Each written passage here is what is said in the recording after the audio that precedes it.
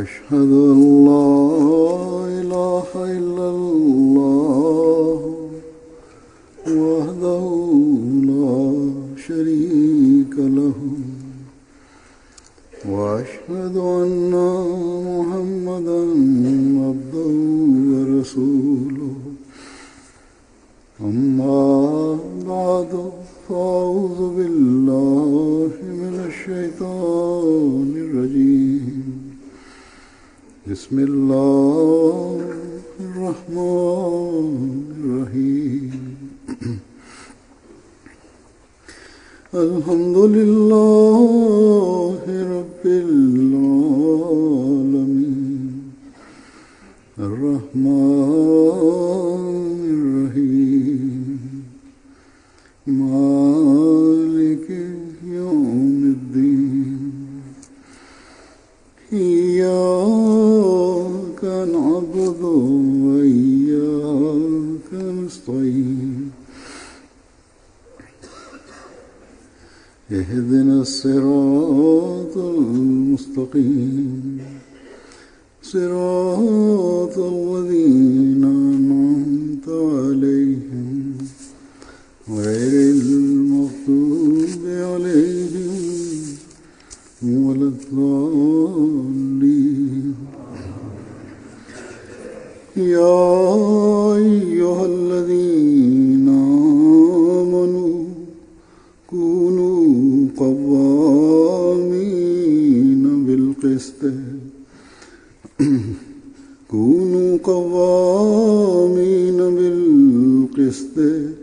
شهداء لله ولو على أنفسكم أو الوالدين والأقربين إن يكن غنيا أو فقيرا فالله أولى بهما ولا تتبعوا الهوى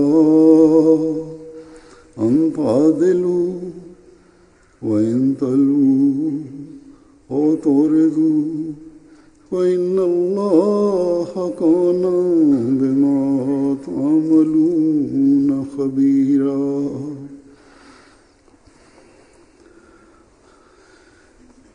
இந்த வசனத்தின் பொருள், நம்பிக்கையாளர்களே, நீங்கள் நீதியை நிலைநாட்டுவதில் நிலைத்து நில்லுங்கள். உங்கள் சாட்சியம் உங்களுக்கோ உங்கள் பெற்றோருக்கோ நெருங்கிய உறவினர்களுக்கோ எதிராக அமைந்தாலும் அல்லாஹுக்காக சாட்சி கூறுபவர்களாக திகழுங்கள். அவர் பணக்காரராயினும் ஏழையாயினும் சரியே, அல்லாஹ் அவ்விருவருக்கும் அதிக அளவில் நன்மையை விரும்பக்கூடியவனாவான். எனவே நீங்கள் நேர்மையுடன் செயல்படும் பொருட்டு அற்ப ஆசைகளை பின்பற்றாதீர்கள்.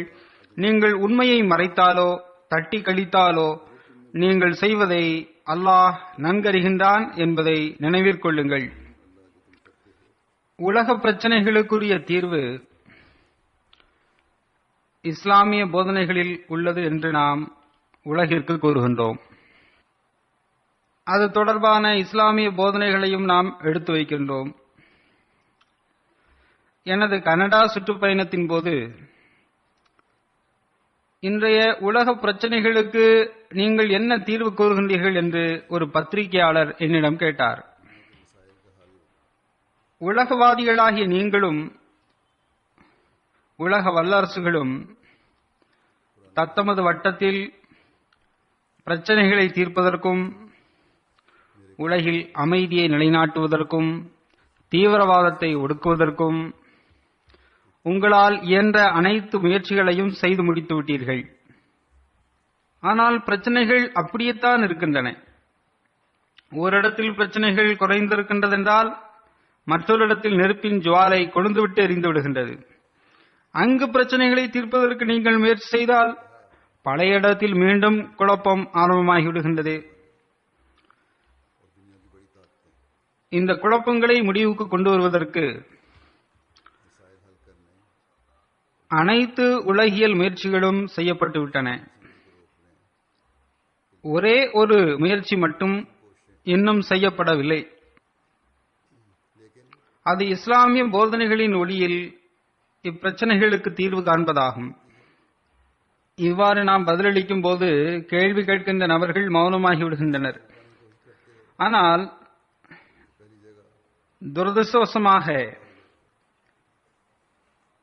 முஸ்லிம் நாடுகள் இஸ்லாமிய முழக்கங்களை இடுகின்றன. ஆனால் இறைவன் வழங்கிய போதனைகளின்படியும் இறைவனுடைய எதிர்பார்ப்புகளுக்கேற்பவும் ஹஜ்ரத் நபி ஸல்லல்லாஹு அலைஹி வஸல்லம் அவர்களின் முன்மாதிரிகளின்படியும் இந்த முஸ்லிம் நாடுகள் அமல் செய்வதில்லை என்பதையும் நாம் பார்க்க வேண்டும். அந்த போதனைகளின்படி செயல்படுவதற்கு அவர்கள் முயற்சியும் செய்வதில்லை. இதன் விளைவாக எல்லாரையும் விட தற்போது மிக அதிகமாக முஸ்லிம் நாடுகளே குழப்பத்தால் பீடிக்கப்பட்டிருக்கின்றன. இதைவிட வேதனைக்குரிய விஷயம் வேறு என்னவாக இருக்க முடியும்?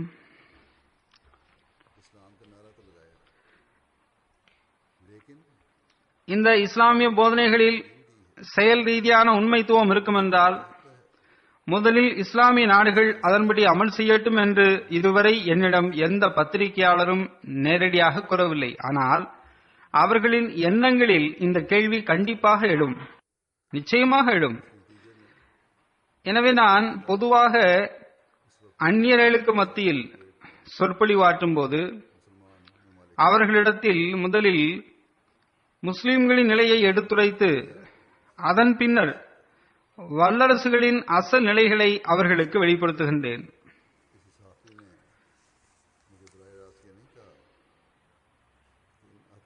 பத்திரிகையாளர்களுக்கு முன்பு அல்லது நேர்காணலின் போது முஸ்லிம்கள் இஸ்லாமிய போதனையின்படி அமல் செய்யாமல் இருப்பதும் கூட இஸ்லாம் மற்றும் நபிகள் நாயகம் ஸல்லல்லாஹு அலைஹி வஸல்லம் அவர்களின் உண்மைத்துவத்திற்கான சான்றாகும் என்று நான் கூறுகின்றேன். ஏனென்றால் ஹஜ்ரத் நபி ஸல்லல்லாஹு அலைஹி வஸல்லம் அவர்கள் மிக தெளிவாக இதனை பற்றி கூறியிருக்கின்றார்கள். முஸ்லிம்களில் இதுபோன்ற ஒரு நிலை ஏற்படும். முஸ்லிம்கள் இஸ்லாமிய போதனைகளின் உண்மை நிலையை மறந்து விடுவார்கள். மேலும் அவர்கள் மன இச்சைகள் மற்றும் சுயநலனுக்கு முன்னுரிமை வழங்குவார்கள். இதுபோன்ற நிலை ஏற்படுகின்ற போது ஹஜ்ரத் நபி ஸல்லல்லாஹு அலைஹி வஸல்லம் அவர்களின் உண்மை பெருன்பர் தோன்றுவார். அவரை பற்றி திருக்குர்ஆனில் கூறப்பட்டுள்ளது. மேலும் அவர் தோன்றும் காலத்தின் அடையாளத்தை பற்றியும் திருக்குர்ஆன் கூறியிருக்கின்றது. ஹஜ்ரத் நபிகள் நாயகம் ஸல்லல்லாஹு அலைஹி வஸல்லம் அவர்களும் அந்த அடையாளங்களை மிக தெளிவாக எடுத்துக் கூறியுள்ளார்கள். எனவே ஒரு அகமதி முஸ்லிம் உலகத்தின் இந்த நிலைகளை கண்டு கவலை கொள்வதற்கு பகரமாக ஒரு வகையில் மகிழ்ச்சி அடைய வேண்டிய தருணமாகும். ஹஜ்ரத் நபி ஸல்லல்லாஹு அலைஹி வஸல்லம் அவர்கள் முஸ்லிம்களை பற்றி செய்த முன்னறிவிப்புகள், குறிப்பாக அவர்களின் உலமாக்களை பற்றி செய்த முன்னறிவிப்புகள் முழுமையடைந்து விட்டன. நாம் அதற்கு சாட்சிகளாக திகழ்கின்றோம். தற்போது இந்த விஷயத்தை அகமதி அல்லாத முஸ்லிம்கள் கூட கூறத் தொடங்கிவிட்டனர். குறிப்பாக தமது உலமாக்களுக்கு எதிராக அவர்கள் குரல் கொடுக்க துவங்கிவிட்டனர். அந்த குரல் மிக தாழ்ந்த குரலாகவே இருக்கின்றது.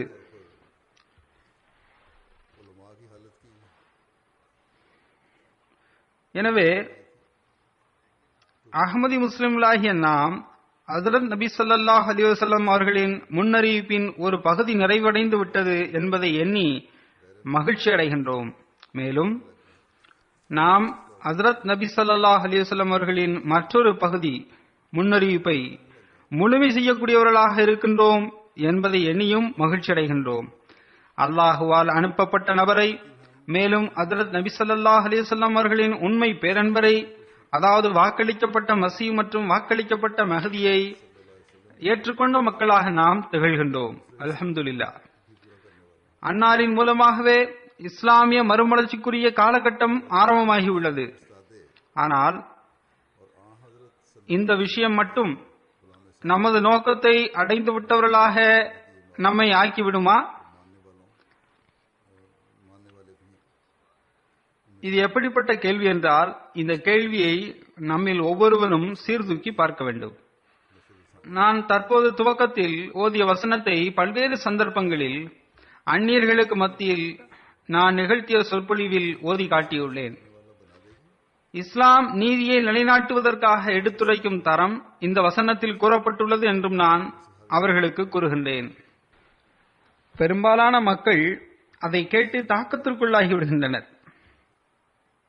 தமது சொற்பொழிவுகளில் அதனை குறிப்பிடவும் செய்கின்றனர். அறிவார்ந்த ரீதியில் பிறரை தாக்கத்திற்குள்ளாக்குவது மட்டும் நமது பணி அல்ல. ஹஜ்ரத் வாக்களிக்கப்பட்ட மஸீஹ் அலைஹிஸ்ஸலாம் அவர்களின் நோக்கத்தை முன்னெடுத்து செல்வதற்கு இஸ்லாமிய போதனைகளை நமது செயல் முன்மாதிரிகளாக வெளிப்படுத்தி காட்டுவது நமக்கு அவசியமானதாகும். இந்த இஸ்லாமிய கட்டளைகளை செயல்படுத்தி காட்டுவதற்கு நம்மிடத்தில் ஆட்சி அதிகாரம் இல்லைதான். அந்த நேரம் வருகின்ற போது இன்ஷா அல்லாஹ் உயர்மட்ட அளவிலும் அந்த முன்மாதிரிகளை நமக்கு வெளிப்படுத்த நேரிடும். ஆனால் இப்போது ஜமாத் அளவிலும் சமூக அளவிலும் இந்த முன்மாதிரிகளை நாம் நிலைநாட்டுவது அவசியமானதாகும். உங்களிடத்தில் ஆட்சி அதிகாரம் இல்லை என்பது சரிதான். ஆனால் உங்களுக்கென ஒரு ஜமாத் அமைப்பு இருக்கின்றது. நீங்கள் ஒரு ஜமாத்தாக இருக்கின்றீர்கள். நீங்கள் ஒரு தலைமையின் கீழ் செயல்படுவதாக வாதம் புரிகின்றீர்கள். உங்களுக்கிடையிலான தொடர்புகள், விவகாரங்கள் இருக்கின்றன. அவற்றில் நீங்கள் நீதி மற்றும் நேர்மையின் உயர் தரத்தை நிலைநாட்டுகின்றீர்களா என்று உலகம் நம்மிடம் கேட்கக்கூடும். அல்லாஹ் இந்த வசனத்தில் ஒரு இடத்தில் கிஸ்த் என்ற சொல்லை பயன்படுத்தி இருக்கின்றான், மற்றொரு இடத்தில் அதில் என்ற சொல்லை பயன்படுத்தியுள்ளான். அதன் பொருள் சமத்துவம், முழுமையான நீதி, நல்லொழுக்கத்தில் உயர்தரம்,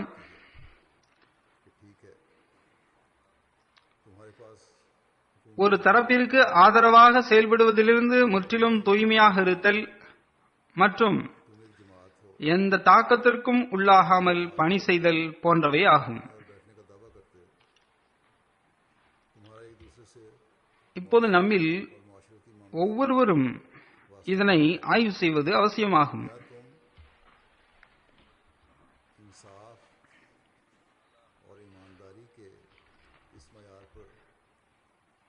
மேற்கூறப்பட்ட விஷயங்களை கருத்தில் கொண்டவாறு நமது விவகாரங்களில் நாம் செயல்படுகின்றோமா? நாம் அந்த தரத்தை நிலைநாட்டுவதற்கு, நமக்கெதிராக சாட்சி கூறுவதற்கு நாம் தயாராக இருக்கின்றோமா? நாம் இந்த தரத்தை நிலைநாட்டுவதற்காக நமது பெற்றோர்களுக்கு எதிராக கூட சாட்சி கூற தயாராக இருக்கின்றோமா? நாம் இந்த தரத்தை நிலைநாட்டுவதற்காக நமது நெருங்கிய உறவினர்களுக்கு எதிராக கூட சாட்சி கூற தயாராக இருக்கின்றோமா? இங்கு நெருங்கிய உறவினர்கள் என்பதில் முதலில் பிள்ளைகள் அடங்குவர். நாம் இந்த தரத்தை நிலைநாட்டுவதற்காக நமது மன இச்சைகளை வீழ்த்துவதற்குரிய தைரியம் கொண்டிருக்கின்றோமா? செயல் ரீதியாக அதை நம்மால் நிரூபித்து காட்ட முடியுமா என்பதை நாம் ஆய்வு செய்ய வேண்டும். இவையெல்லாம் சாதாரண விஷயங்கள் கிடையாது. இக்காலத்தில் ஹஜ்ரத் நபி ஸல்லல்லாஹு அலைஹி வஸல்லம் அவர்களின் உண்மை பேரன்பர் இதற்குரிய முன் உதாரணங்களை நமக்கு வெளிப்படுத்தி காட்டி சென்றுள்ளார். ஓரிடத்தில் ஒரு சம்பவம் வருகின்றது. அன்னாரின் தந்தையார் காதியான் பகுதியின் தலைவராக இருந்தார்கள். ஒரு குடும்ப வழக்கு தொடரப்பட்டது. அந்த வழக்கில் ஹஸ்ரத் வாக்களிக்கப்பட்ட மஸீஹ் அலைஹிஸ்ஸலாம் அவர்கள் தமது குடும்பத்திற்கு ஏற்படும் பாதிப்பை பொருட்படுத்தாமல் எதிர்த்தரப்பிற்கு ஆதரவாக சாட்சி கூறினார்கள். ஹஸ்ரத் வாக்களிக்கப்பட்ட மஸீஹ் அலைஹிஸ்ஸலாம் அவர்கள் அந்த சொத்திற்கு உரிமை படைத்தவர்களாக இருந்தார்கள், அந்த சொத்தில் பங்குதாரராகவும் இருந்தார்கள் என்பதை அந்த மனுதாரர்கள் நன்கு அறிந்திருந்தும் நீதிமன்றத்தில் ஹஸ்ரத் வாக்களிக்கப்பட்ட மஸீஹ் அலைஹிஸ்ஸலாம் அவர்களின் சாட்சியின் அடிப்படையில் தீர்ப்பு வழங்கும்படி அவர்கள் கூறினார்கள். ஏனென்றால் ஹஸ்ரத் வாக்களிக்கப்பட்ட மஸீஹ் அலைஹிஸ்ஸலாம் அவர்கள் எப்போதும் நீதி நேர்மையில் நிலைத்திருந்து சாட்சி கூறுவார்கள் என்பதை அவர்கள் நன்கு அறிந்திருந்தனர். ஆக ஹஸ்ரத் வாக்களிக்கப்பட்ட மஸீஹ் அலைஹிஸ்ஸலாம் அவர்கள் இந்த முன்னுதாரணத்தை தன்னை ஏற்றுக்கொண்ட மக்களிடமும் காண விரும்பினார்கள். ஏனென்றால் திருக்குர்ஆனின் போதனைகளின்படி செயல்படக்கூடிய ஜமாத்தை அன்னார் உருவாக்க விரும்பினார்கள். அந்த ஜமாத்தின் நன்மையின் தரம் உயர்ந்ததாக இருக்க வேண்டும் என்றும் அன்னார் விரும்பினார்கள். எனவேதான் திருக்குர்ஆனின் முழுமையான ஆதிக்கத்தை தன்னுள் செயல்படுத்தி நம்மிடம் பையத் உடன்படிக்கையை அன்னார் வாங்கியுள்ளார்கள். திருக்குர்ஆனில் மற்றொரு இடத்தில் அல்லாஹ் இவ்வாறு கூறுகின்றான், வலா எஜ்ரிமன்னகும் ஷனஆனுன் கௌமின் அலா அல்லா தஅதிலு ஏதிலு ஹுவ அக்ரபு லித்தக்வா. இது தொடர்பாக ஹஸ்ரத் வாக்களிக்கப்பட்ட மஸீஹ் அலைஹிஸ்ஸலாம் அவர்கள் கூறுகின்றார்கள், எதிரி சமுதாயத்தின் மீதான பகைமை உங்களை நீதியிலிருந்து விலக்கி வைக்க வேண்டாம். நீதியில் நீங்கள் நிலைத்து நில்லுங்கள். இதில்தான் இறையச்சம் இருக்கின்றது. நான் மெய்யாகவே கூறுகின்றேன், எதிரிகளிடம் மென்மையாக நடந்து கொள்வது எளிதானதாகும். ஆனால் எதிரிகளின் உரிமைகளை பாதுகாப்பதும் வழக்குகளில் நீதி நேர்மையை பேணுவதும் மிகவும் கடினமான காரியமாகும். மேலும் இது ஆண் மகனின் பணியாகும். கூறுகின்றார்கள், பெரும்பாலான மக்கள் தமது எதிரிகளிடம் அன்பு காட்டுகின்றார்கள், இனிக்க இனிக்க பேசவும் செய்கின்றார்கள். ஆனால் அவர்களின் உரிமைகளை பறித்து விடுகின்றனர். ஒரு சகோதரர் மற்றொரு சகோதரின் மீது அன்பு காட்டுகின்றார். அன்பு எனும் திரையின் பின்னால் நின்று கொண்டு அவரை ஏமாற்றி அவரது உரிமைகளை அவர் பறித்துக் கொள்கின்றார். ஹஸ்ரத் வாக்களிக்கப்பட்ட மஸீஹ் அலைஹிஸ்ஸலாம் அவர்கள் தமது ஜமாத்தினரின் தரம் மிக உயர்வானதாக இருக்க வேண்டும் என எதிர்பார்க்கின்றார்கள். தனது ஜமாத்தினரின் நிலை திருக்குர்ஆனின் போதனைக்கேற்ப இருக்க வேண்டும் எனவும் அன்னார் விரும்புகின்றார்கள். ஜமாத்தினர் பிறரின் உரிமைகளை பறிக்கக்கூடியவர்களாகவும் அநீதி இழைக்கக்கூடியவர்களாகவும் இருக்கக்கூடாது என ஹஸ்ரத் வாக்களிக்கப்பட்ட மஸீஹ் அலைஹிஸ்ஸலாம் அவர்கள் விரும்பினார்கள். தீர்ப்பு வழங்கும் அதிகாரம் அவரிடம் கொடுக்கப்பட்டால் எல்லா தொடர்புகளிலிருந்தும் விலகி நின்று தீர்ப்பு வழங்க வேண்டும். அந்த தீர்ப்பினால் தமக்கே பாதிப்பு ஏற்பட்டாலும் சரியே, அல்லது தமது பெற்றோர்களுக்கு பாதிப்பு ஏற்பட்டாலும் சரியே, அல்லது தனது நெருங்கிய உறவினர்கள் மற்றும் பிள்ளைகளுக்கு பாதிப்பு ஏற்பட்டாலும் சரியே, ஆயினும் நீதியின் உயர்தரமான தரத்தை அவர்கள் நிலைநாட்ட வேண்டும் என்று ஹஸ்ரத் வாக்களிக்கப்பட்ட மஸீஹ் அலைஹிஸ்ஸலாம் அவர்கள் விரும்புகின்றார்கள். எனவே இதற்கான முன் உதாரணத்தை நாம் நமக்கு மத்தியில் நிலைநாட்டும் போதுதான் நம்மால் உலகிற்கு கூற முடியும். இன்று நாங்கள் எங்களிடத்தில் மாற்றத்தை உருவாக்கி இஸ்லாமிய போதனைகளின்படி செயல்பட்டு எதிரிகளிடமும் கூட நீதியுடன் நடந்து கொள்ளும் தைரியம் எங்களுக்கு இருக்கின்றது என்று நம்மால் கூற முடியும். நமக்கு எதிராக சாட்சி கூற வேண்டியது வந்தாலும், எங்களுக்கோ எங்கள் பெற்றோருக்கோ நெருங்கிய உறவினருக்கோ எதிராக சாட்சி கூற வேண்டியது நேரிட்டாலும் நாங்கள் உண்மையில் நிலை நின்று சாட்சி கூறுவோம். எதிர்காலத்தில் நாமே இந்த உலகத்தை வழிநடத்த நேரிடும் என்பதால் நாம் இந்த முன்னுதாரணத்தை வெளிப்படுத்துகின்றோம். இந்த முன்னுதாரணங்கள் இல்லை என்றால் அந்நிலையில் நாம் அல்லாஹுவின் கட்டளைகளிலிருந்து விலகி சென்று நாம் செய்த உடன்படிக்கைக்கு மாற்றம் செய்து நாம் நம்பிக்கை துரோகம் செய்பவர்களாக இருப்போம்.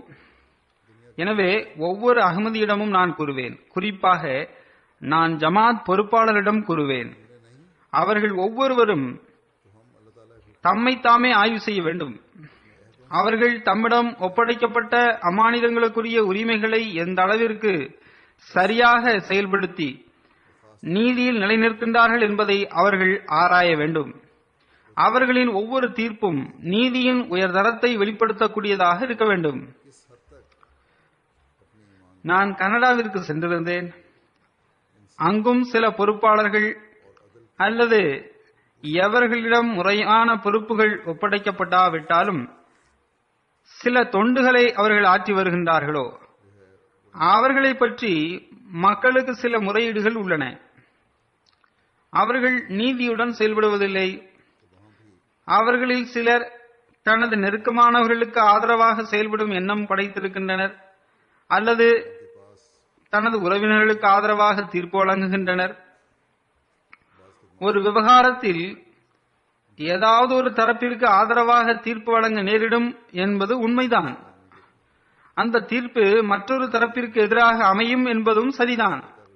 ஆனால் நமது வாதங்கள் செய்மெடுக்கப்பட்டன என்ற மன ஆறுதல் இரு தரப்பிற்கும் ஏற்பட வேண்டும். நமது தரப்பு வாதங்களை கேட்ட பின்னரே தீர்ப்பு வழங்கக்கூடியவர் தனது அறிவிற்கேற்ப முடிவெடுத்திருக்கின்றார் என்ற மன நிறைவும் இரு தரப்பிற்கும் ஏற்பட வேண்டும். பொது விவகாரங்களை எதிர்கொள்ளும் துறைகளில் கஸா எனும் நமது ஜமாத் நீதித்துறையும் அடங்கும். அவர்களுக்கு இதனுடன் தொடர்பு இருக்கின்றது. ஜமாத்தின் நீதித்துறை மக்களுக்கிடையிலான சண்டை சச்சரவுகளில் தீர்ப்பு வழங்குகின்றது. அதன் பிறகு உமுரை ஆமா எனும் உள் விவகாரத்துறை இருக்கின்றது. அந்த துறையும் இத்துடன் சம்பந்தப்பட்டுள்ளது. அதற்கு பிறகு தர்பியத்துறை உள்ளது. அதன் பிறகு அதில் சீர்திருத்த குழுவின் பணிகளும் அடங்கும். சில நேரங்களில் விவகாரங்களை ஆய்வு செய்வதற்காக விசாரணை குழு அமைக்கப்படுகின்றது. அவர்களுடைய பணியும் இந்த விஷயங்களோடு சம்பந்தப்பட்டுள்ளது. விசாரணை குழுவும் இருதரப்பு விவகாரங்களை செய்யுமெடுக்க வேண்டும். எனவே அனைத்து துறைகளும் தீர்ப்பு வழங்கும் போது தனது அனைத்து ஆற்றல்களையும் முழுமையாக பயன்படுத்தி விவகாரங்களை முழுமையாக சீர்தூக்கி பார்த்து நுட்பமாக ஆராய்ந்து அதன் பின்னர் தீர்ப்பு வழங்க வேண்டும். துவா செய்ய வேண்டும். அல்லாஹ்விடத்தில் அதற்காக உதவி தேட வேண்டும். சரியான தீர்ப்பு கூறும் பாக்கியத்தை அல்லாஹ்விடத்தில் வேண்ட வேண்டும். எந்த ஒரு தீர்ப்பு வழங்குவதற்கு முன்பும் துவா கண்டிப்பாக செய்யப்பட வேண்டும். சிலர் நாங்கள் எதுவரை நஃபில்கள் தொழுவதில்லையோ அதுவரை எந்த தீர்ப்பும் வழங்குவதில்லை என கூறுகின்றனர். ஆனால் சிலரோ கவனமற்ற நிலையில் தீர்ப்பு வழங்குபவர்களாகவும் உள்ளனர். அல்லது தனிப்பட்ட ஈர்ப்பின் விளைவாக தீர்ப்பு வழங்குபவர்களும் இருக்கின்றனர்.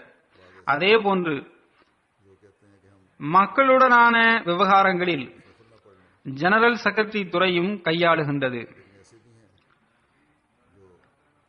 ஜெனரல் செக்ரட்டரி மற்றும் அவரது அலுவலகத்தில் பணிபுரியக்கூடிய ஒவ்வொரு ஊழியர்களின் பணி என்னவென்றால் அலுவலகத்திற்கு வரக்கூடிய ஒவ்வொருவரிடமும் கண்ணியமாக நடந்து கொள்ள வேண்டும்.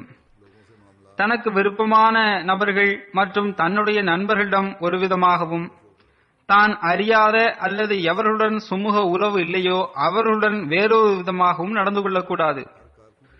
இந்த விஷயத்தை மற்ற துறைகளின் மேலதிகாரிகளும் கண்காணிக்க வேண்டும். எவர்களெல்லாம் மக்கள் விவகாரங்களை கையாளுகின்றார்களோ அவர்கள் அனைவரும் இவ்விஷயங்களை கருத்தில் கொள்ள வேண்டும்.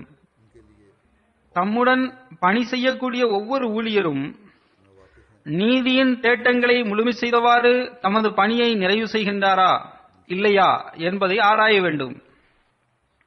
பொறுப்பாளர்களிடம் இந்த அமானிதம் நம்பி ஒப்படைக்கப்பட்டுள்ளது. நான் நீதியின் தேட்டங்களை முழுமை செய்தவாறு எனது பணிகளை முழுமையான ஆற்றல்களுடன் செயல்படுத்த முயற்சி செய்வேன் என்ற உறுதிமொழி அவரிடம் வாங்கப்பட்டாலும் வாங்கப்படாவிட்டாலும் சரியே, அவர் அந்த பொறுப்பை ஒப்புக்கொள்வதே அவர் செய்து கொள்ளும் உடன்படிக்கையாக அது அமைந்து விடுகின்றது. நான் நீதியின் எதிர்பார்ப்புகளை முழுமை செய்தவாறு பணி செய்வேன் என்ற உடன்படிக்கைக்குள் அவர் வந்து விடுகின்றார். ஜமாத் பொறுப்பு எப்படிப்பட்ட ஒரு அமானிதம் என்றால் அதனை ஒப்புக்கொள்வது முற்றிலும் அல்லாஹிற்காகவே இருக்க வேண்டும். ஒவ்வொரு நம்பிக்கையாளரும் தனது உடன்படிக்கை மற்றும் அமானிதங்களை பாதுகாக்க வேண்டும் என்ற விஷயத்திற்கு கட்டுப்பட்டவராவார். அவர் அதற்குரிய உரிமைகளை வழங்க வேண்டும் என்பதும் பொதுவான நியதியாகும். அல்லாஹ் தஆலா திருக்குரானிலும் இது பற்றி கூறியிருக்கின்றான். அல்லாஹ் கூறுகின்றான், வல்லதீனஹும் லி அமானாத்திஹிம் வஅஹதிஹிம் ராஊன். தங்களிடம் நம்பி ஒப்படைக்கப்பட்ட பொருட்களையும் தம் உடன்படிக்கைகளையும் பேணி காப்பவர்களே நம்பிக்கையாளர் ஆவர். எவர்கள் முற்றிலும் அல்லாஹிற்காக மட்டுமே பணி செய்யக்கூடியவர்களாக இருக்கின்றார்களோ, அல்லது எவர்கள் நாங்கள் அல்லாஹிற்காக மட்டுமே நாங்கள் பணி செய்கின்றோம் என்று வாதிடுகின்றார்களோ, அவர்கள் இந்த விஷயத்தில் எந்த அளவிற்கு விழிப்புடன் இருக்க வேண்டும்.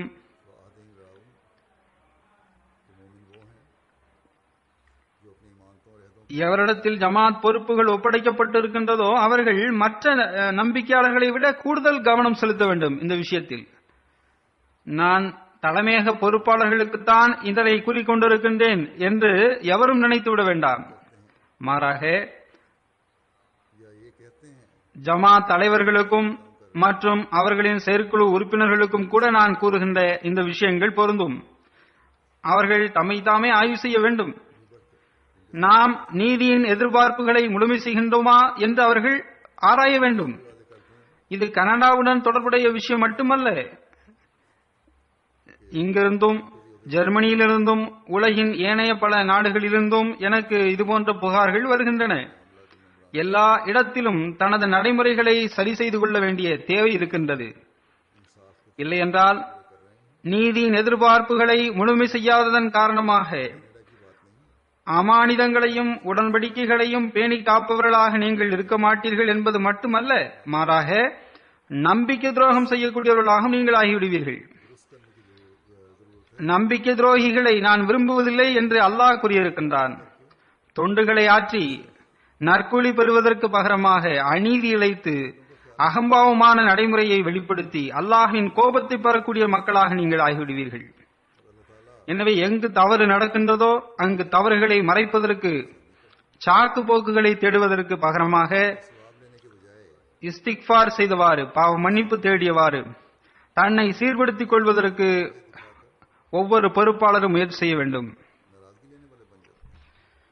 எனவே நமது ஜமாத் பொறுப்பாளர்கள் அல்லாஹ்வால் கூறப்பட்ட விதிகளுக்கேற்ப நீதியின் அனைத்து எதிர்பார்ப்புகளையும் நாம் முழுமை செய்கின்றோமா என்றும், தனது பணிகளில் நான் நீதியுடன் நடந்து கொள்கின்றேனா என்றும் அவர்கள் ஆய்வு செய்ய வேண்டும். மேலும் எவருடன் தொடர்பு இருக்கின்றதோ அவர்களுடனும் நீதியுடன் நடந்து கொள்கின்றேனா என்றும் ஜமாத் பொறுப்பாளர்கள் தம்மை தாமே ஆய்வு செய்து பார்க்க வேண்டும்.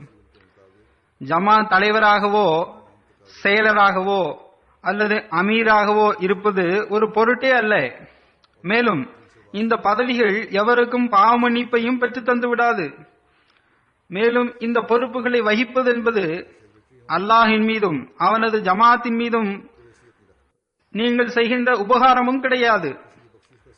இறைவன் விரும்புவதற்கேற்ப இவர்கள் தமது அமானிதங்கள் மற்றும் உடன்படிக்கைகளின் உரிமைகளை செலுத்தவில்லை என்றால், மேலும் பற்றுள்ளவர்களாக திகழ்ந்து பணியாற்றவில்லை என்றால் அதனால் எந்த பயனும் இல்லை.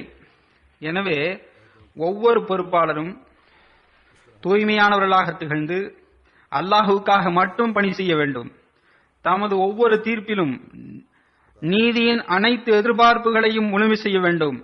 தவறான தீர்ப்பு வழங்கப்பட்ட ஒரு விவகாரம் உங்களுக்கு முன்னால் கொண்டு வரப்பட்டால், நான் ஏற்கனவே கூறியது போன்று தவறை ஒப்புக்கொண்டு அந்த தீர்ப்புகளை நீங்கள் சரி செய்ய வேண்டும்.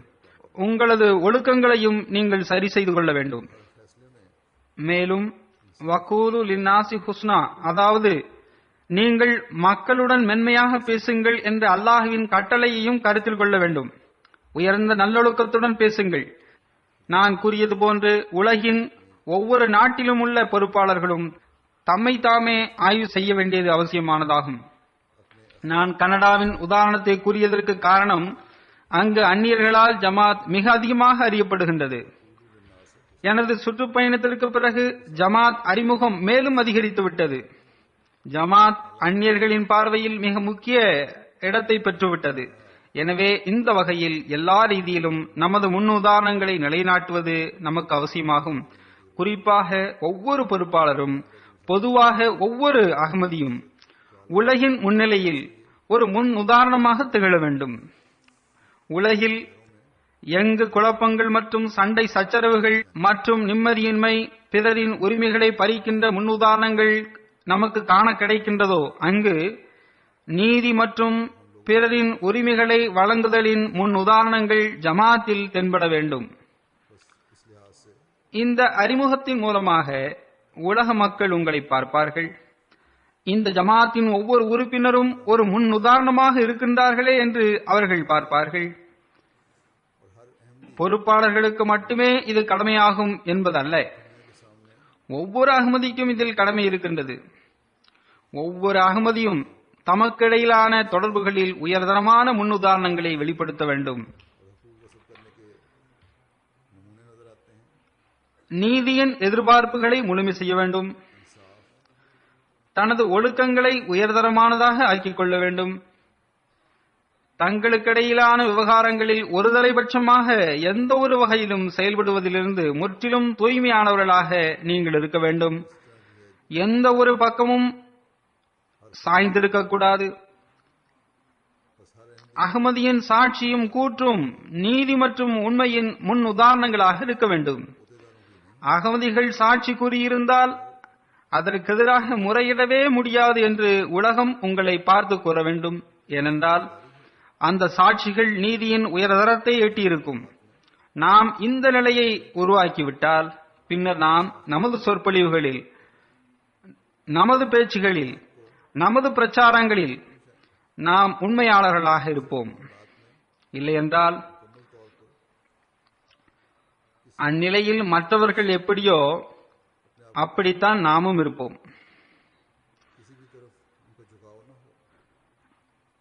நாம் பையத் உடன்படிக்கையின் போது எல்லா தீமைகளிலிருந்தும் விலகியிருப்போம் என்று உடன்படிக்கை செய்திருக்கின்றோம் என்பதை ஒவ்வொரு அகமதியும் நினைவிற்கொள்ள வேண்டும்.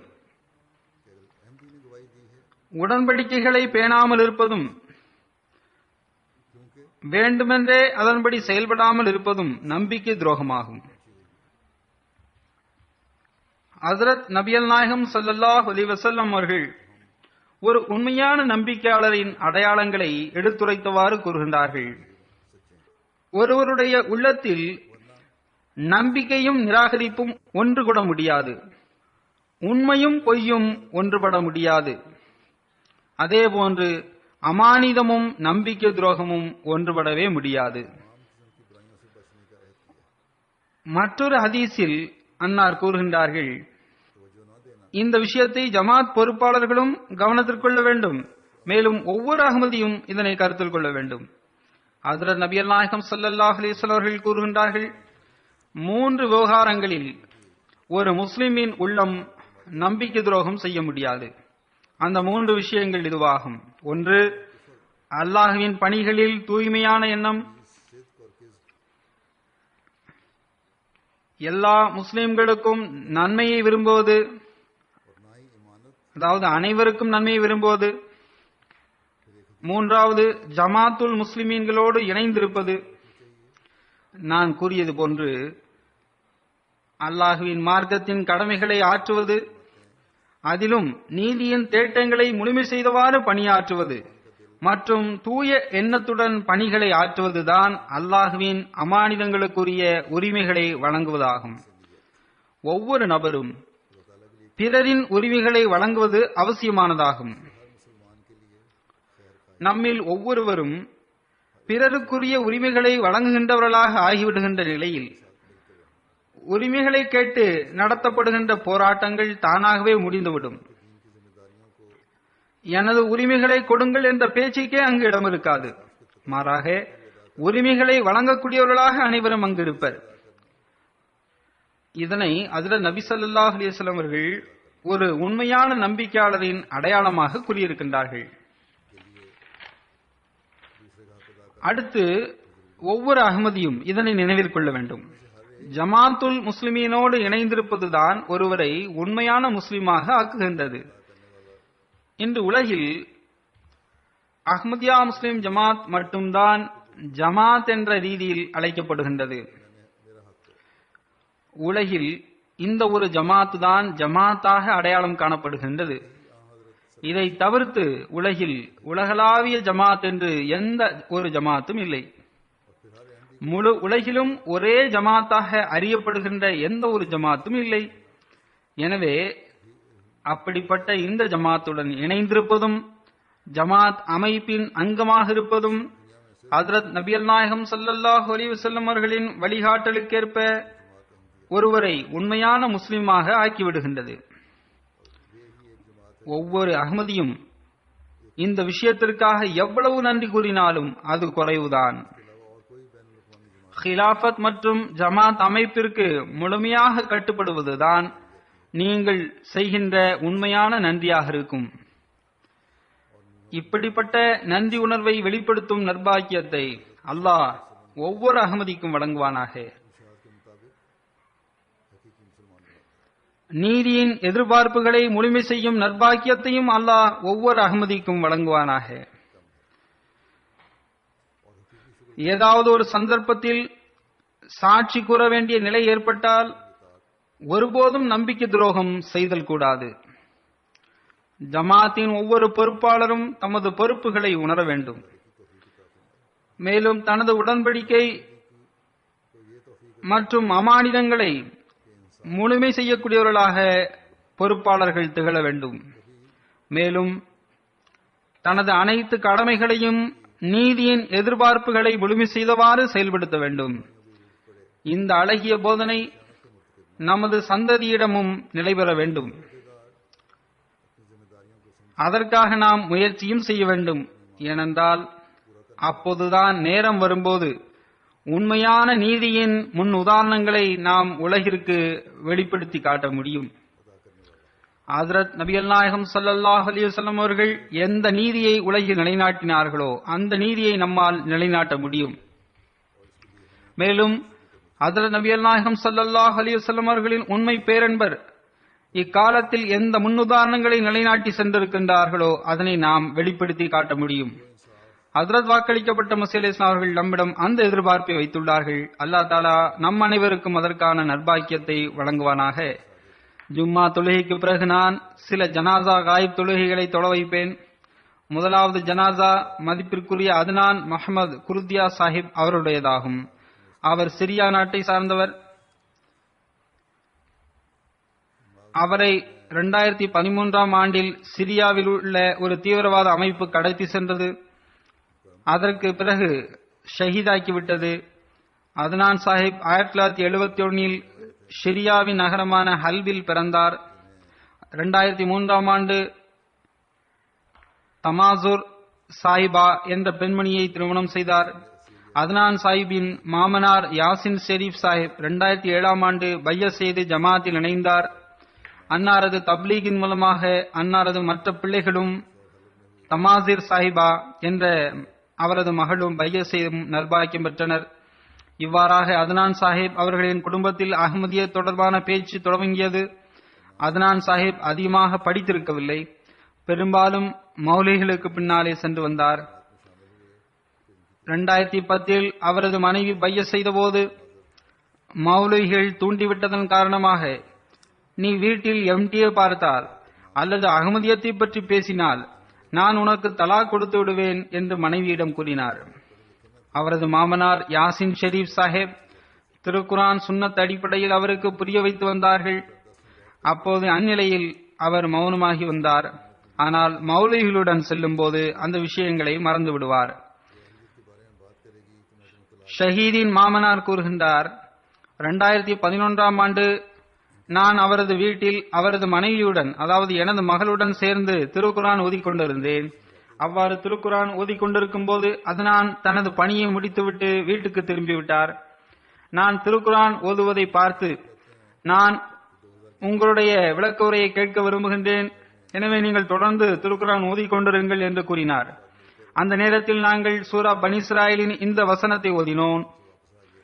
இது யகூலு லாலிமூன இன் தத்தபியூன ரஜுலுன் மஸ்ஹூரா, அதாவது நீங்கள் சூனியம் செய்யப்பட்ட ஒரு நபரை பின்பற்றுகின்றீர்கள் என்று அநீதியாளர்கள் கூறுகின்றார்கள். இந்த வசனத்தை நாங்கள் ஓதினோம். அதுனான் சாஹிபின் மாமனார் அவரிடம் கூறினார், நாவதுபில்லா, நபியல் நாயகம் ஸல்லல்லாஹு அலைஹி வஸல்லம் அவர்களுக்கு சூனியம் வைக்கப்பட்டது என்று கூறுபவர்கள் அநீதியாளர்கள் ஆவர். ஹஜ்ரத் நபியல் நாயகம் ஸல்லல்லாஹு அலைஹி வஸல்லம் அவர்கள் மீது இவ்வாறு பழி சுமத்தப்படுகின்றது. சில முஸ்லிம்களும் இதனை நம்புகின்றனர், ஆனால் அஹ்மதியா முஸ்லிம் ஜமாத் இதனை நம்புவதில்லை. அதுபோன்ற எந்த ஒரு அறிவிப்பையும் நம்மால் ஏற்றுக்கொள்ள முடியாது. அதுனான் முகமது சாஹிப் இதனை கேட்டபோது உடனே தனது போனை எடுத்து மௌலியிடம் பேசினார். ஹஜ்ரத் நபியல் நாயகம் ஸல்லல்லாஹு அலைஹி வஸல்லம் அவர்களுக்கு சூனியம் வைக்கப்பட்டதா என்று கேட்டார். அதற்கு ஆம், நபியல் நாயகம் ஸல்லல்லாஹு அலைஹி வஸல்லம் அவர்களுக்கு சூனியம் வைக்கப்பட்டது, அது தொடர்பாக புகாரியில் வந்துள்ளது என்று அவர் கூறினார். அப்போது அதுனான் சாஹிப் கூறினார், நான் ஒரு சாதாரண மனிதர், நான் பாவம் செய்த மனிதனாவேன். எனக்கு நெருங்கிய நண்பர்கள் எனக்கு சூனியம் வைக்க முயற்சி செய்தனர், ஆனால் என் மீது எந்த தாக்கமும் ஏற்படவில்லை. அவ்வாறு இருக்க நபியல் நாயகம் ஸல்லல்லாஹு அலைஹி வஸல்லம் அவர்களோ இறைவனுக்கு மிகவும் விருப்பமான நபியாக இருந்தார்கள். அன்னாருக்கு சிலர் சூனியம் வைத்து விட்டனர் என்பதை என்னால் ஒருபோதும் ஏற்றுக்கொள்ள முடியாது என்று கூறிவிட்டு போனை ஆஃப் செய்து விட்டார். பின்னர் சில நாட்கள் வரை சிந்தித்துக் கொண்டிருந்தார். பின்னர் ஒரு நாள் கூறினார், எனது மனைவி நல்லொழுக்கமுடைய பெண்மணியாக இருக்க வேண்டும் என்பது எனது ஆசையாக இருந்தது. நீ அகமதியத்தை ஏற்றுக்கொண்ட பிறகு உன்னிடத்தில் நிறைய மாற்றங்கள் தென்பட்டன. மேலும் குழந்தைகளிடமும் நல்ல முறையில் நீ நடந்து கொண்டாய். இந்த தாக்கம் இறைவன்புறமிருந்து ஏற்பட்டுள்ளது. எனவே நானும் பையத் செய்து இப்போது ஜமாத்தில் இணைகின்றேன் என்று அவர் தனது மனைவியிடம் கூறினார். இவ்வாறு அவர் பையத்தும் செய்துவிட்டார். அன்னாரின் மனைவி கூறுகின்றார், ஒரு தீவிரவாத அமைப்பின் சில உறுப்பினர்கள் ஜமாத்திற்கு எதிராக மிகவும் தீய சொற்களை பேசி வந்தனர். அவர்களது பேச்சை கேட்டு எனக்கு மிகவும் வேதனை ஏற்பட்டது. அதனை பற்றி நான் அதுனானிடம் கூறினேன். அதற்கு அதுனான், அவர்களை அவர்களின் நிலையிலேயே விட்டுவிடு, அவர்களுடன் ஒருபோதும் தர்க்கம் செய்ய வேண்டாம், அவர்களுக்காக துவா செய்வது மட்டுமே நமது பணியாகும் என்று கூறினார். 2013ஆம் ஆண்டு ஜூன் மாதம் 20ஆம் தேதி அந்த அமைப்பின் சில உறுப்பினர்கள் அதுனான் சாஹிபை கடத்தி சென்றனர். சுமார் 2 மாதங்களுக்கு பிறகு அவரை சுட்டுக் கொன்று ஷஹீதாக்கிவிட்டனர். இன்னா லில்லாஹி வ இன்னா இலைஹி ராஜிஊன். ஷஹாதத்தின் போது அவரது வயது 42 அல்லது 43 இருக்கும். அவரது மனைவி கூறுகின்றார், எனக்கு அவரது ஷஹாதத் தொடர்பாக கனவுகள் வந்து கொண்டுதான் இருந்தன, ஆனால் தெளிவான தகவல் எதுவும் கிடைக்காமல் இருந்தது. ஒரு நாள் எங்களது பகுதியை சார்ந்த எதிரிகளில் ஒருவர் கூறினார், நீ இன்னுமா உனது கணவருக்காக காத்திருக்கின்றாய்? அவர் இனி வரமாட்டார், அவர் கொலை செய்யப்பட்டு விட்டார். அவருக்கு நாங்கள் எவ்வளவோ புரிய வைத்தோம், அகமதியத்தை விட்டுவிடு என கூறினோம். அதற்கு அவர், எனது கழுத்து துண்டிக்கப்பட்டு விட்டாலும் நான் அகமதியத்தை விட்டுவிட மாட்டேன் என்று கூறினார். அவரது ஷஹாதத் நடந்து காலமாகிவிட்டாலும் அவர்களுக்கு இப்போதுதான் தெரிய வந்துள்ளது. எனவே ஜனாசா தொழுகை இப்போது தொலை வைக்கப்படுகின்றது. ஷஹீதின் மனைவி எழுதுகின்றார், ஷஹீத் நல்லடியாராக இருந்தார், தொழுகையை பேணி வந்தார், எப்போதும் ஒழுவுடன் இருந்து வர முயற்சி செய்து வந்தார், அனுதாபம் மற்றும் அன்பு கொண்ட கணவராக இருந்தார், பரிவுமிக்க தந்தையாக இருந்தார், பிள்ளைகளின் தர்பியத்தில் எப்போதும் கவலை கொண்டிருந்தார், எல்லோருக்கும் உதவி செய்து வந்தார், உறவுகளை பேணி வந்தார், சந்தாவில் நிலையானவராக இருந்தார், முறையாக சந்தாவை செலுத்தி வந்தார், மற்றவர்களை விட சந்தாவில் முந்துவதற்கு முயற்சி செய்து வந்தார். ஷஹீதின் மாமனார் கூறுகின்றார், அஹ்மதியத்தை ஒப்புக்கொண்ட பிறகு அவரிடத்தில் நல்ல பற்று உருவானது. அவர் தனது வேகன் வாகனத்தை அகமதிகளுக்காக வக்ஃப் செய்தார். ஜும்மா நாளன்று பல்வேறு சென்டர்களிலிருந்து அகமதிகளை பள்ளிக்கு அழைத்து வந்தார். பின்னர் அவர்களை வீடுகளில் கொண்டுவிட்டு வந்தார். இதேபோன்று பெண்களை சதர் லெஜ்னாவின் வீடு வரை அழைத்து வருவதற்கும் பின்னர் கொண்டு சேர்ப்பதற்கும் தனது வாகனத்தை அவர் பயன்படுத்தி வந்தார். அகமதிகள் அதற்குரிய தொகையை அவருக்கு கொடுக்க முன்வந்தனர், ஆனால் அவர் வாங்க மறுத்து வந்தார். யாராவது மிகவும் அழுத்தம் கொடுத்தால் வெறும் பெட்ரோலுக்கான செலவை மட்டும் பெற்றுக் கொள்வார். சந்தாக்களில் போட்டி போட்டுக்கொண்டு பங்கு பெற்றார். இந்த சந்தாக்களின் மூலமாக அல்லாஹ் எனது பணிகளில் பரக்கத் செய்துள்ளான் என்று அவர் கூறி வந்தார். அதற்கு உதாரணமாக அவர் இதனை இவ்வாறு கூறினார். அவர் ஒருவரோடு இணைந்து வேகன் வண்டியை வாங்கினார். அதனை அவரே ஒட்டி வந்தார். அல்லாஹ்வின் அருளினால் சில காலங்கள் கழிந்து அவர் பார்ட்னர்ஷிப்பிலிருந்து விலகி அந்த வாகனத்தை தனக்கு சொந்தமாக்கிக் கொண்டார். ஷஹீதின் ஒரு உறவினர் கூறுகிறார், உறவுகளை பேணுவதில் மிகவும் கவனமாக இருந்தார். குழப்பங்கள் அதிகரித்து போருக்கான சூழல் ஏற்பட்ட போது எங்கள் பகுதியில் நிலைமை மிகவும் மோசமாகி போனது. ரொட்டி கிடைக்காமல் போனது. ஓரிடத்தில் ரொட்டி கிடைத்தாலும் கூட விலை அதிகமாக இருந்தது. அதுபோன்ற நிலையில் அத்னான் ஷஹீத் தனது அனைத்து உறவினர்களுக்கும் தொண்டாற்றினார். தொலைதூர பகுதிக்கு சென்று ரொட்டி வாங்கி வந்து தனது உறவினர்களுக்கு கொடுத்து வந்தார். ஷஹீத் தனக்கு பின்னர் மனைவியையும் 5 பிள்ளைகளையும் விட்டு சென்றுள்ளார். 2 மகள்கள் முதல் மனைவிக்கு பிறந்தவர்கள் ஆவர். 2 மகன்களும் ஒரு மகளும் 2வது மனைவிக்கு பிறந்தவர்கள் ஆவர். அல்லாஹ்வின் அருளால் இவர்கள் அனைவரும் கனடா சென்று விட்டனர். 2வது ஜனாசா மன்சூர் அஹமது சாப் சீமா தர்வேஷ் அவர்களின் மனைவியுடையதாகும். நவம்பர் 7ஆம் தேதி 2016ஆம் ஆண்டு 93வது வயதில் அன்னார் வஃபாத் ஆகிவிட்டார்கள். இன்னா லில்லாஹி வ இன்னா இலைஹி ராஜிஊன். 1923ஆம் ஆண்டு அன்னார் பிறந்தார்கள். அவர்கள் இந்தியாவில் தான் பிறந்தார்கள். ஆனால் அவர்கள் பிறந்த பகுதி தற்போது பாகிஸ்தானில் உள்ளது. 1944இல் சௌத்ரி மன்சூர் அஹமது சாப் சீமா அவர்களுடன் திருமணம் நடைபெற்றது. 1947ஆம் ஆண்டு நவம்பர் மாதம் சீமா சாஹிப் தலைமையக பாதுகாப்பு பணிக்காக காதியான் வந்துவிட்டார்கள். அன்னார் தன்னை வக்ஃப் செய்து கொண்டார்கள். 1952இல் இந்த பெண்மணி தனது கணவருடன் காதியான் வந்து குடியேறினார். தர்வேஷின் காலகட்டத்தை கழித்தார். காதியானை மிகவும் நேசித்தார். கணவர் இறந்த பிறகு 36 ஆண்டுகால வாழ்க்கையை மிகவும் பொறுமையுடன் கழித்தார். அல்லாஹ்வின் அருளால் மிகவும் இறையச்சமுடைய பெண்மணியாகவும் படைப்பினங்களின் மீது அனுதாபம் கொண்ட பெண்மணியாகவும் திகழ்ந்தார். தனது வீட்டில் வந்து யாசித்த எவரையும் வெறுங்கையோடு அவர் அனுப்பியது கிடையாது. மரணத்திற்கு 1 ஆண்டு முன்பு வரை ரமலானின் நோன்புகளை நோற்று வந்தார். 1க்கும் மேற்பட்ட முறை திருக்குரானை ஓதி முடித்து வந்தார். தனது சந்ததிகளுக்கு திருக்குரான் ஓதுவதையும் ஜமாத்தாக தொழுவதையும் போதித்து வந்தார். கிலாஃபத் மற்றும் ஜமாத் அமைப்பிற்கு முழுமையாக கட்டுப்பட்டு நடப்பதற்கும் அறிவுறுத்தி வந்தார். மிகவும் அதிகமாக துவா செய்து வந்தார். பொறுமையை மேற்கொள்ளும் பெண்மணியாக திகழ்ந்தார். தனது பிள்ளைகளுக்கு சிறந்த முறையில் தர்பியத் வழங்கக்கூடியவராக விளங்கினார். நல்ல சாலிகான கனவை காண்பவராகவும் விளங்கினார். தனது அனைத்து பிள்ளைகளுக்கும் மார்க்கத்திற்கு மட்டுமே முன்னுரிமை கொடுத்து திருமணம் செய்து வைத்தார். மர்ஹூமா வசியத் செய்திருந்தார். அவர் 3 மகள்களையும் 5 மகன்களையும் தனது நினைவாக விட்டு சென்றிருக்கின்றார். அவர்களில் 3 மகன்கள் வாக்கின ஜிந்தகியாகவும் வாழ்க்கையை அர்ப்பணித்தவர்களாகவும் முரப்பியாகவும் இருக்கின்றனர்.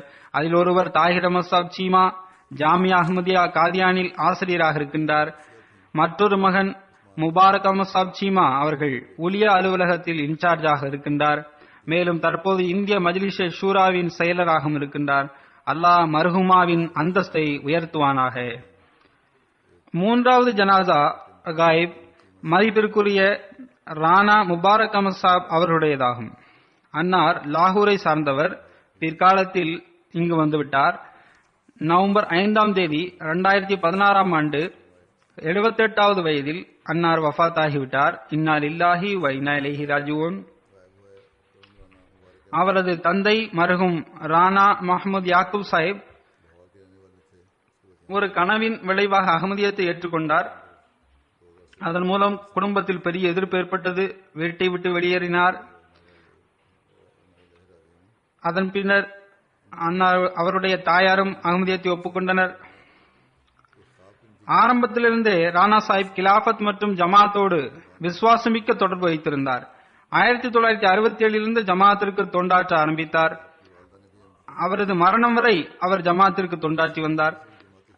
லாகூர் மற்றும் பஹால்பூர் மஜ்லிஸினுடைய காயிதாகவும் செக்ரட்டரிமாலாகவும் 30 ஆண்டுகள் வரை லாகூர் அல்லாமா இக்பால் டவுன் தலைவராகவும் தொண்டாற்றி வந்தார். நீண்ட காலம் மாவட்ட செக்ரட்டரிமாலாகவும் தைரிக் ஜதீத் செக்ரட்டரியாகவும் வக்ஃப் ஜதீத் செக்ரட்டரியாகவும் தொண்டாற்றக்கூடிய நல்வாய்ப்பு கிடைத்தது. ஓய்வு பெற்ற பிறகு தன்னை வக்ஃபிற்காக முன்னிலைப்படுத்தினார். அந்த அடிப்படையில் அவர் அல் ஃபசல் பத்திரிகையின் பிரதிநிதியாக தொண்டாற்றி வந்தார். மிகவும் மென்மையாக பேசக்கூடியவர், அதிகமாக துவா செய்யக்கூடியவர், சந்தாவை தொடர்ந்து செலுத்தக்கூடியவர், கிலாஃபத்தோடு மிகவும் அன்பு கொண்டவர். அல் ஃபசல் பத்திரிகையில் நல்ல கட்டுரைகளையும் எழுதி வந்தார். அவர் பாகிஸ்தானில் இருந்தவரை அங்குள்ள நிலைமைகளையும் அதேபோன்று யாராவது நோயுற்றால் அவருக்காக துவாவிற்காகவும் எனக்கு கடிதம் எழுதி வந்தார். இவ்வாறு அவரிடமிருந்துதான் எனக்கு முதலில் இதுபோன்ற கடிதமும் வரும். பிறருக்காக துவா வேண்டி கடிதம் எழுதி வந்தார். இவருக்கு ஒரு மனைவியை தவிர்த்து ஒரு மகளும் 3 மகனும் இருக்கின்றனர். ஏராளமான பேரன் பேத்திகளும் இருக்கின்றனர். அனைவரும் இங்குதான் இருக்கின்றனர். அல்லாஹ் மர்ஹூமின் அந்தஸ்தை உயர்த்துவானாக. அதேபோன்று ஷஹீத் மர்ஹூமின் அந்தஸ்தையும் அல்லாஹ் உயர்த்துவானாக. அல்லாஹ் அன்னாரின் பிள்ளைகளை தனது பாதுகாப்பில் வைப்பானாக. தற்போது அவர்கள் சிரியாவிலிருந்து கனடா சென்றடைந்து விட்டனர். அல்லாஹ் அங்குள்ள சூழலிலிருந்தும் அவர்களை பாதுகாப்பானாக. ஷஹீத் மர்ஹூம் நல்ல நோக்கத்திற்காக அகமதியத்தை ஒப்புக்கொண்டார். அல்லாஹ் அவரின் சந்ததிகளிடம் அகமதியத்தை நிலைபெற செய்வானாக.